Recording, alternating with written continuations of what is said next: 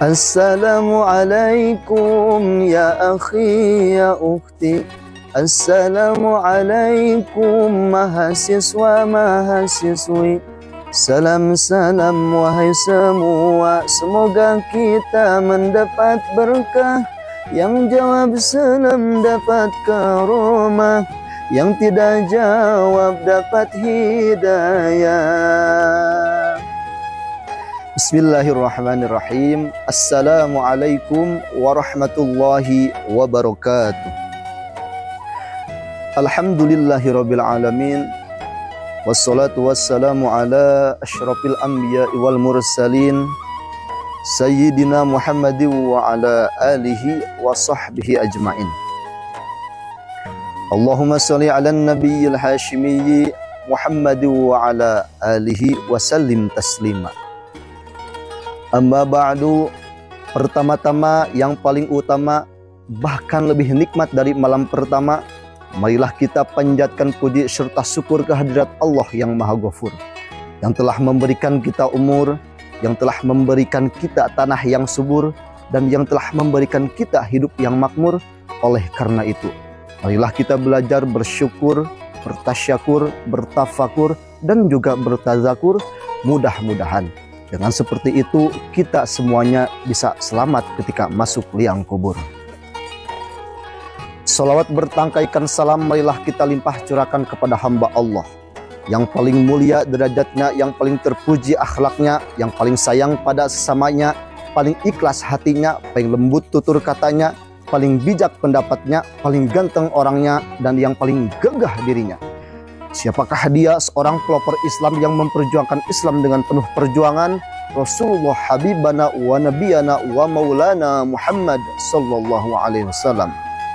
Dan juga kepada keluarganya, para sahabatnya, para tabi'in, itba'u tabi'in, pada para awliya Allah, semoga sampai kepada kita selaku umatnya. Amin ya Allah ya Rabbal Alamin. Ikhwan akhwat rahimakumullah. Ketika kita diberi pertanyaan, apakah kita ingin masuk kepada surganya Allah?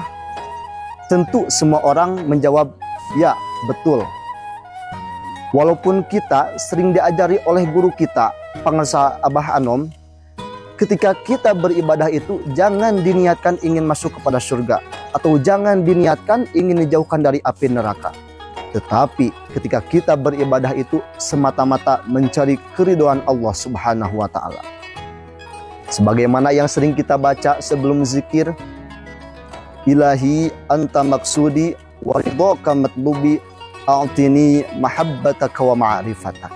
Ya Allah, hanya Engkaulah yang aku maksud dan keridhaanmu lah yang aku cari. Berikanlah aku kemampuan untuk mencintaimu dan juga ma'rifat kepadamu. Di dalam Al-Quran, Quran surat Ali Imran ayat 133 dijelaskan. A'udzu billahi minasyaitonir rajim. Bismillahirrahmanirrahim. Wasari'u ila maghfiratin mir rabbikum wa jannatin 'arduha as-samawati wal ardu u'iddat lil muttaqin.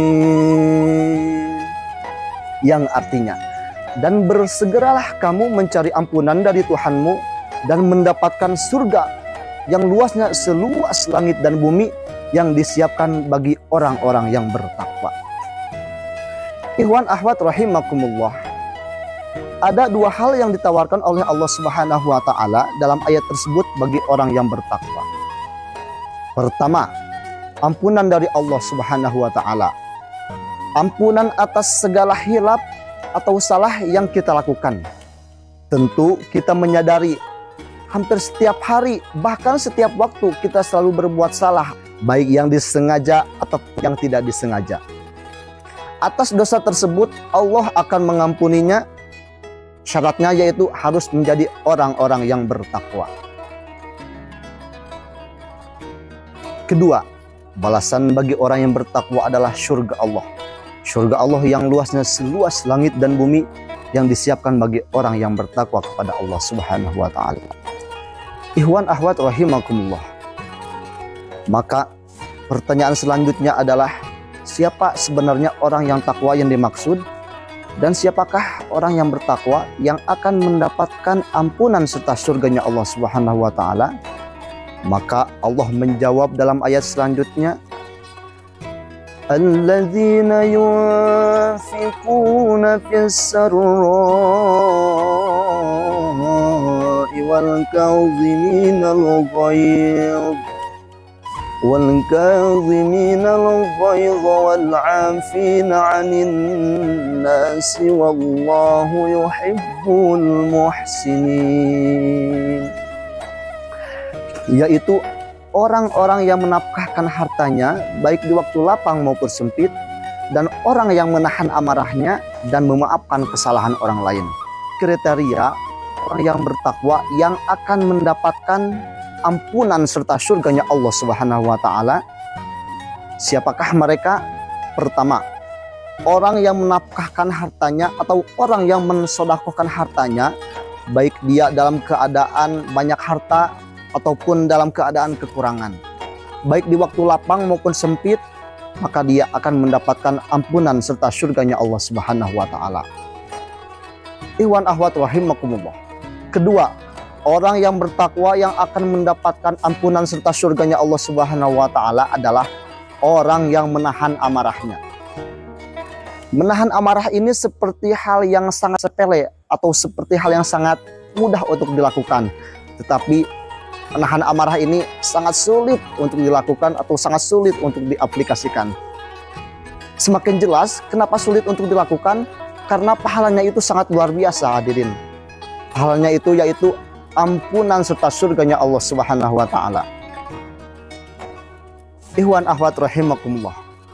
Orang yang ketiga yang akan mendapatkan ampunan serta surganya Allah Subhanahu wa taala yaitu orang yang memaafkan kesalahan orang lain. Jika nomor dua yang tadi, ketika kita dihina, ketika kita dibenci, kita hanya diam saja, tidak melayani. Sementara yang ketiga ini, ketika kita dihina tetapi kita memaafkan kesalahan orang tersebut.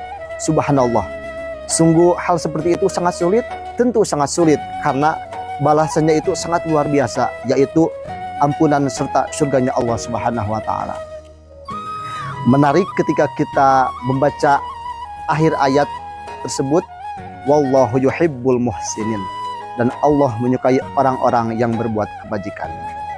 Ikhwan akhwat rahimakumullah, maka dari itu marilah kita sama-sama untuk senantiasa meningkatkan kualitas dan juga kuantitas kita untuk senantiasa beribadah kepada Allah Subhanahu wa taala, sehingga kita bisa mendapatkan derajat takwa. Saya kira itu saja yang dapat saya sampaikan. Kurang lebihnya mohon maaf. Walahul muwafiq ila aqwamit thoriq. Wassalamualaikum warahmatullahi wabarakatuh.